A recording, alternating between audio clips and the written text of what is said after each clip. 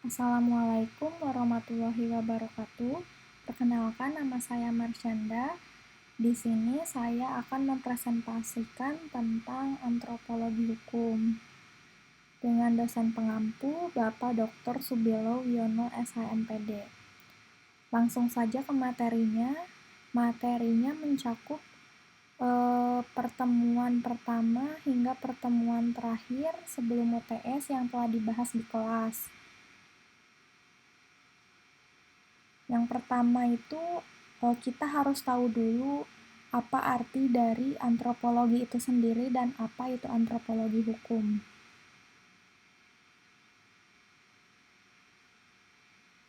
Di sini saya mengambil salah satu pengertian dari Bapak Antropologi Indonesia, yaitu Bapak Kuncharaningrat, yang memberikan pengertian antropologi adalah ilmu yang mempelajari umat manusia pada umumnya dengan mempelajari aneka warna, bentuk fisik yang ada di masyarakat, serta kebudayaan yang dihasilkan.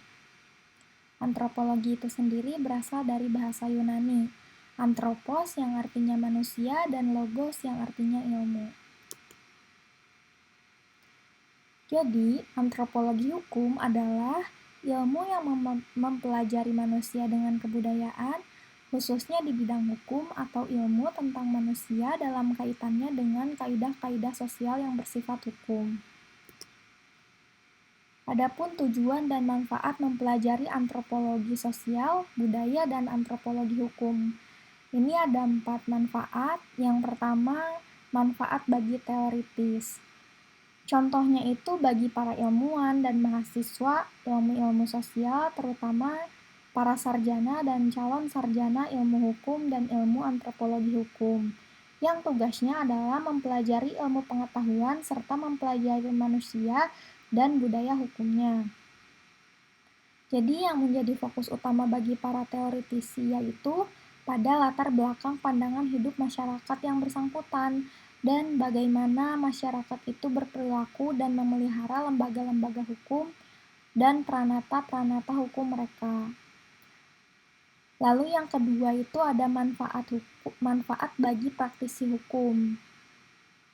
Contohnya itu bagi para anggota DPR, para pelaksana hukum, yaitu para pejabat instansi pemerintah, para penegak hukum, yaitu polisi, jaksa, hakim, termasuk advokat, dan para tersangka, penggugat dan tergugat, para saksi dalam suatu perkara dan lainnya di sekitar ruang lingkup hukum praktisi. Golongan praktisi hukum ini membutuhkan bekal pengetahuan antropologi hukum. Contohnya, dalam mereka menghadapi dan memecahkan masalah hukum praktis. Apakah ketika duduk di dalam persidangan legislatif, atau ketika menghadapi tuntutan rakyat yang merasa dirugikan, atau ketika menyelesaikan perkara perselisihan di luar pengadilan, atau di muka pengadilan. Yang kesemuanya itu melibatkan berbagai manusia dan berbagai perilaku budaya hukumnya. Bukan saja perilaku budaya sesuai dengan tugas dan peranannya sebagai pejabat, tetapi juga perilaku budayanya, sifat dan watak latar belakang yang mempengaruhinya. Mungkin yang duduk di DPR itu sama-sama dari golongan karya, tetapi yang satu berasal dari Batak dan yang lainnya berasal dari Sulawesi atau dari Bali, atau yang satunya beragama Islam, yang lainnya beragama Kristen atau Hindu-Buddha, atau yang satu berasal dari golongan pengusaha dan yang lain pegawai negeri, dan atau lain sebagainya. Dilihat dari segi hukum normatif, menurut ukuran cara berpikir orang-orang barat yang hukum, penyelesaian suatu kasus perkara hanya berdasarkan kaidah-kaidah hukum yang berlaku. Apabila para pihak tidak puas dengan keputusan hakim tingkat pertama, maka dapat mengajukan banding atau dapat meneruskannya dengan kasasi ke Mahkamah Agung.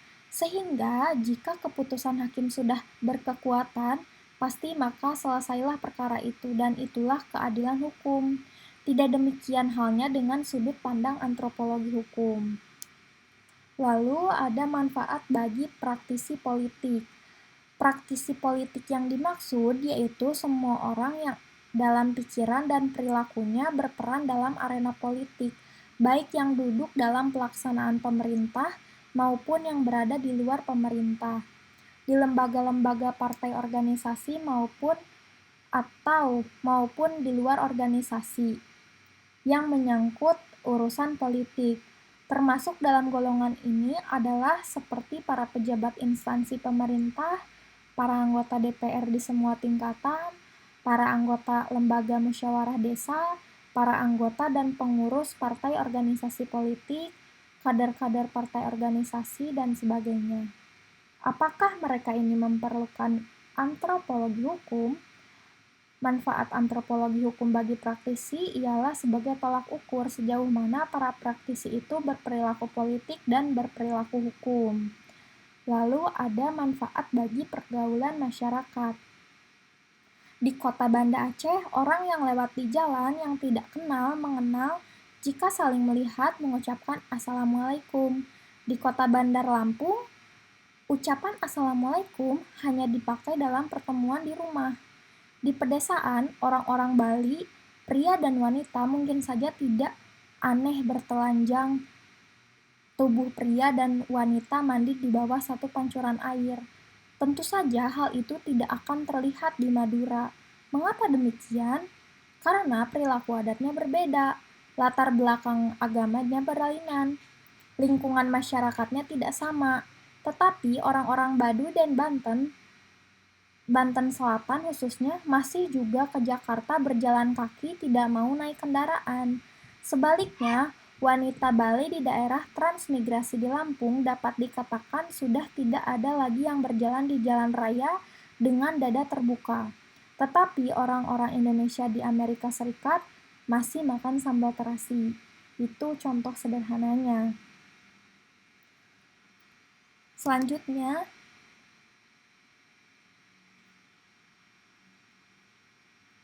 hubungan antropologi dengan ilmu pengetahuan lainnya. Hubungan antropologi dengan ilmu pengetahuan lainnya adalah erat dan penting karena antropologi merupakan ilmu yang mempelajari manusia secara holistik.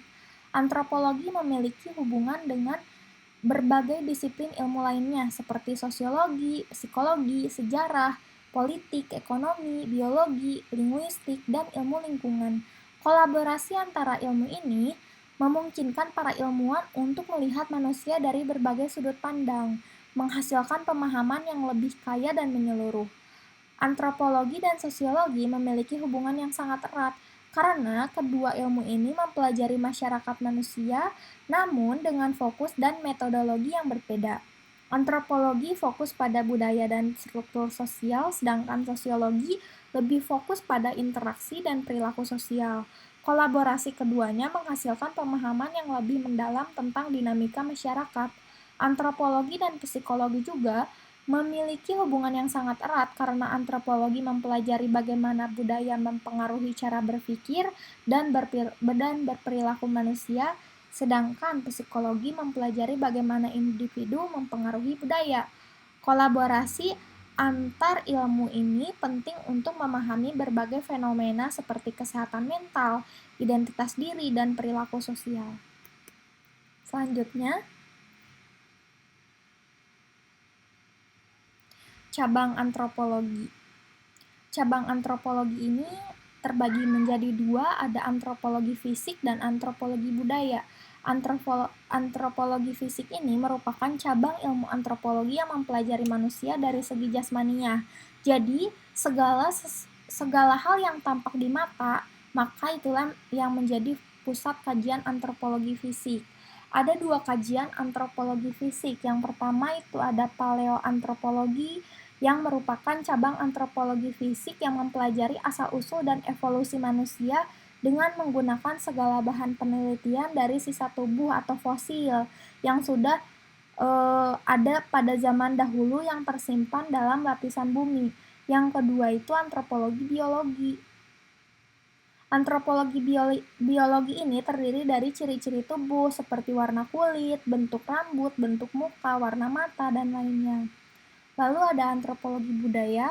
Antropologi budaya merupakan cabang ilmu antropologi yang mempelajari tentang kebudayaan pada umumnya.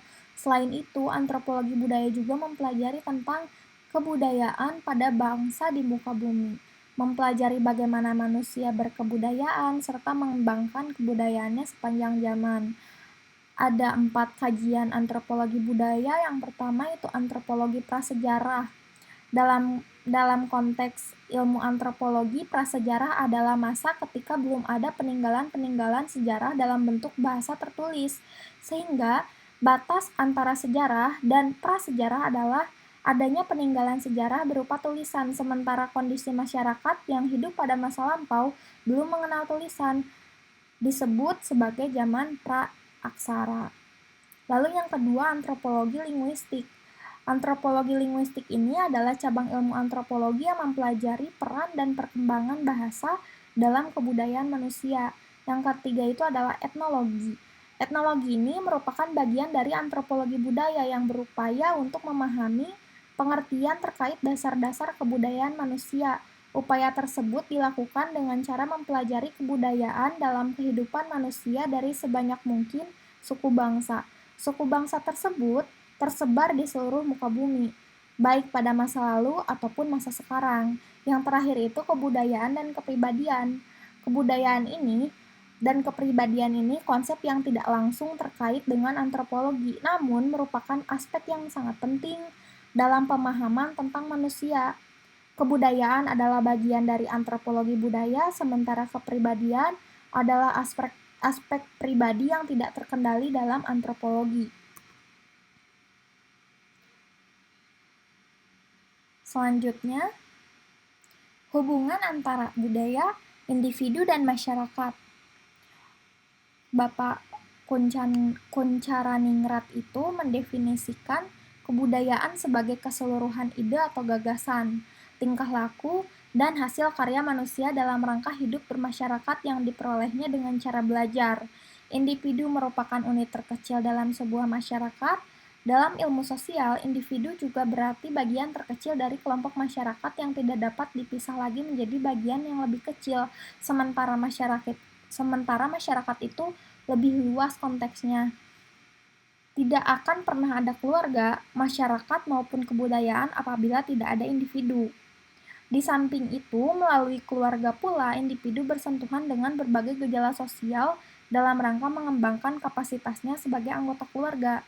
Untuk mengembangkan potensi kemanusiaannya ini, atau untuk menjadi berbudaya, dibutuhkan media keluarga dan masyarakat. Apa yang menjadi kesepakatan bersama warga masyarakat adalah yang dihasilkan, yaitu kebudayaan, yang antara lain diartikan sebagai pola-pola kehidupan di dalam komunitas. Sekian presentasi dari saya. Mohon maaf apabila ada kekurangan dan kesalahan. Wabillahi taufiq wal hidayah. Wassalamualaikum warahmatullahi wabarakatuh.